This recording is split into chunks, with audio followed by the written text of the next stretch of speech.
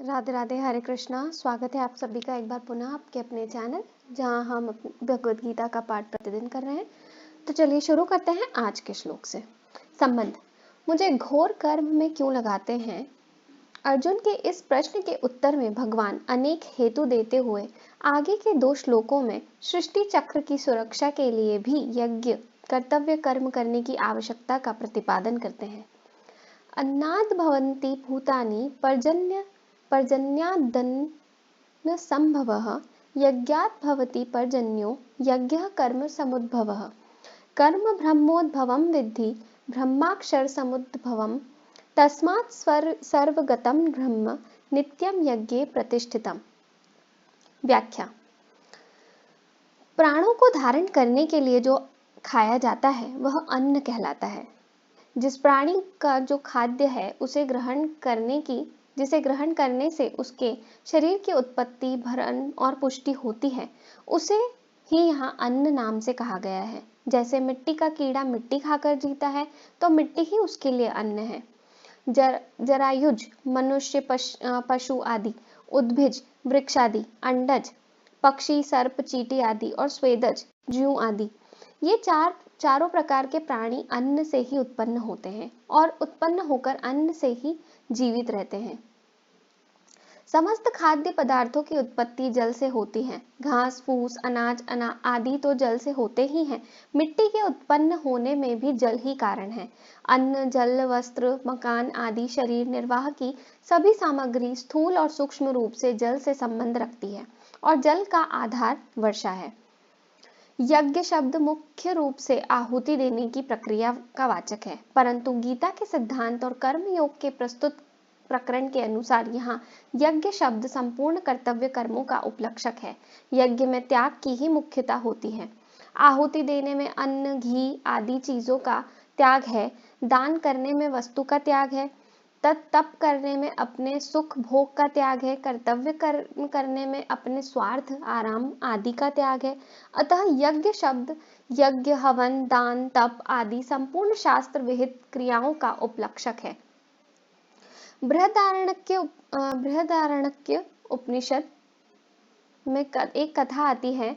प्रजापति ब्रह्मा जी ने देवता, मनुष्य और असुर इन तीनों को रचकर उन्हें द इस अक्षर का उपदेश दिया। देवताओं के पास भोग सामग्री की अधिकता होने के कारण उन्होंने द अर्थ का दमन करो समझा। मनुष्यों में संग्रह की प्रवृत्ति अधिक होने के कारण उन्होंने द का अर्थ दान करो समझा। असुरों में हिंसा, दूसरों को कष्ट देने का भाव अधिक होने के कारण उन्होंने द का अर्थ दया करो समझा।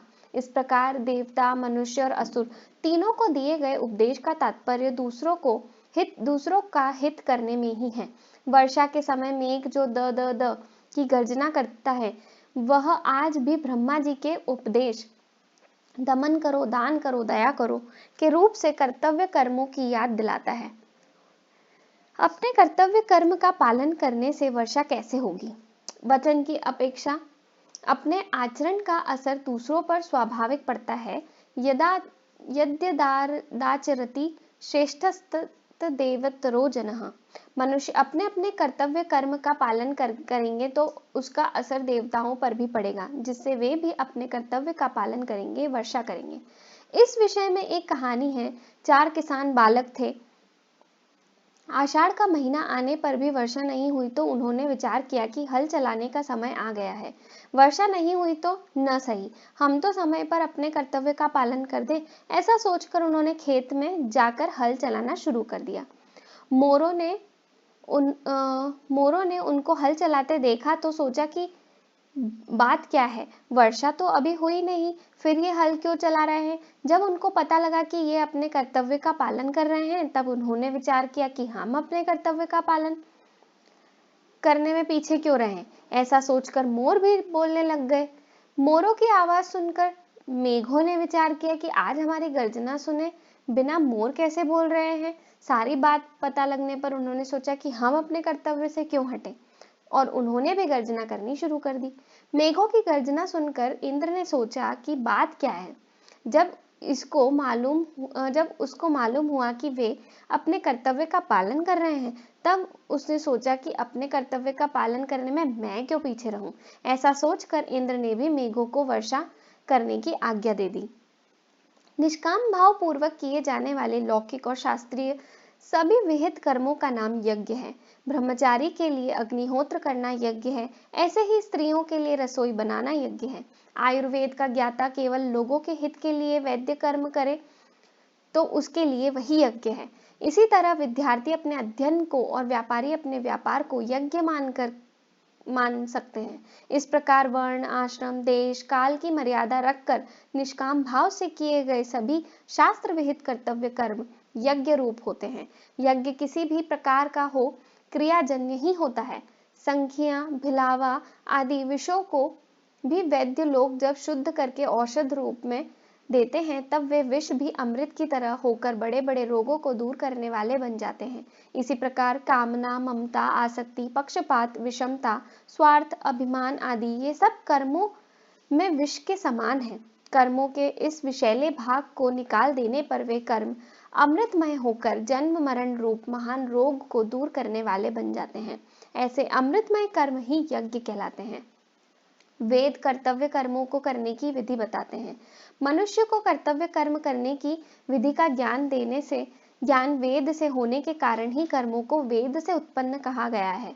वेद शब्द के अंतर्गत ऋग्वेद, यजुर्वेद, सामवेद और अथर्ववेद के स्मृति, पुराण, इतिहास, रामायण, महाभारत एवं भिन्न भिन्न संप्रदाय के आचार्यों के अनुभव, वचन आदि समस्त वेदानुकूल सत शास्त्रों को ग्रहण कर लेना चाहिए।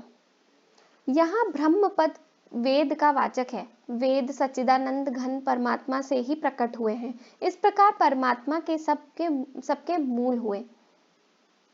परमात्मा से वेद प्रकट होते हैं। वेद कर्तव्य पालन की विधि बताते हैं। मनुष्य उस कर्तव्य का विधि पूर्वक पालन करते हैं। कर्तव्य कर्मों के पालन से यज्ञ होता है और यज्ञ से वर्षा होती है। वर्षा से अन्न होता है, अन्न से प्राणी होते हैं और उन्हीं प्राणियों में से मनुष्य कर्तव्य कर्मों के पालन से यज्ञ करते हैं। इस तरह यह सृष्टि चक्र चल रहा है। यहाँ ब्रह्मपद अक्षर सगुण निराकार परमात्मा का वाचक है। अतः सर्वगत सर्वव्यापी परमात्मा है, वेद नहीं। सर्वव्यापी होने पर भी परमात्मा विशेष रूप से यज्ञ कर्तव्य कर्म में सदा विद्यमान रहते हैं। तात्पर्य यह है कि जहाँ निष्काम भाव से कर्तव्य कर्म का पालन किया जाता है, वहाँ परमात्मा रहते हैं।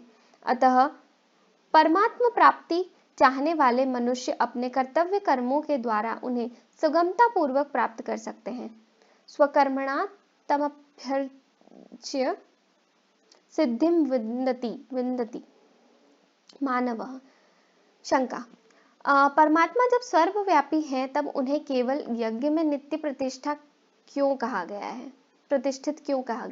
क्या वे दूसरी जगह नित्य प्रतिष्ठित नहीं है? समाधान: परमात्मा तो सभी जगह समान रूप से नित्य विद्यमान है। वे अनित्य और एकदेशीय नहीं है, इसलिए उन्हें यहाँ सर्वगत कहा गया है। यज्ञ कर्तव्य कर्म में नित्य प्रतिष्ठित कहने का तात्पर्य यह है कि यज्ञ उनका उपलब्धि स्थान है। जमीन में सर्वत्र जल रहने पर भी वह कुएं आदि से ही उपलब्ध होता है, सब जगह से नहीं।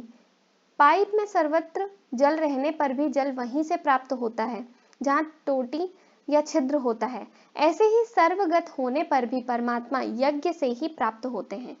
अपने लिए कर्म करने से तथा जड़ता शरीर आदि के साथ अपना संबंध मानने से सर्वव्यापी परमात्मा की प्राप्ति से बाधा आड़ आ जाती है। निष्काम भाव पूर्वक केवल दूसरों के हित के लिए अपने कर्तव्य का पालन करने से यह बाधा हट जाती है और नित्य प्राप्त परमात्मा का स्वतः अनुभव हो जाता है। यही कारण है कि भगवान अर्जुन को, जो कि अपने कर्तव्य से हटना चाहते थे, अनेक युक्तियों से कर्तव्य का पालन करने पर विशेष जोर दे रहे हैं।